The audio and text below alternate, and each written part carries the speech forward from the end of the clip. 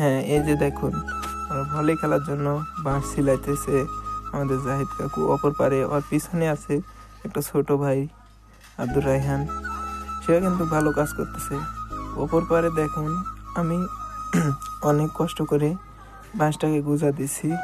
আমার সাথে আছে আরো অনেক ছেলেপেলে আছে, সেও আমাকে হেল্প করছে। হ্যাঁ, এটা আমরা কিসের জন্য করছি জানেন? ভলি খেলার জন্য। ভলি খেলা কিন্তু একটা আনন্দের খেলা। শীতের কালে ভলি খেলার মতন মজাই আলাদা। এই যে আরো ছেলেপেলে আছে আমাদের সাথে, হ্যাঁ ভলি খেলতে অনেক মজা লাগে। দেখেন এবারে আর আমাদের জাহিদ কাকুর বাঁশটা ছিলানো কাজ শেষ, এবার কিন্তু পুঁততে নিয়ে যাচ্ছে বাঁশটা।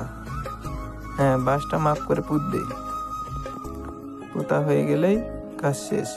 তারপরে পরের বার নেট টাঙ্গানোর কাজ। এই যে এবার দেখেন আমি কিন্তু রেডি হচ্ছি বাঁশ গোজা দেওয়ার জন্য। হ্যাঁ, বাঁশটা শুধু ভালোভাবে সুন্দরভাবে পুঁতে নেব। খাড়া করে নেওয়ার পরে আমি পুঁততে নিয়ে যাবো শাবল দিয়ে। এই যে শুরু করে দিয়েছি কাজ। অপর পর দিয়ে স্বাধীন হেঁটে যাচ্ছে। হ্যাঁ, স্বাধীন খোয়া নিয়ে এসেছে, ইটকালের খোয়াগুলো। আর আমরা খেলছি এখানে, সবাই তো চিনে নেবে বনকিশোর ব্রিজ ঘাট মাঠ। এই যে নেটের মাপ নেওয়া হচ্ছে, নেটের মাপ। জাহিদ আর স্বাধীন কিন্তু নেটের মাপ নেওয়া হয়ে গেল। মোটামুটি আমারও কাজ শেষ হওয়ার পথেই, যে খুঁটাটা পুঁতে দিতে পারলেই কাজ শেষ আমার।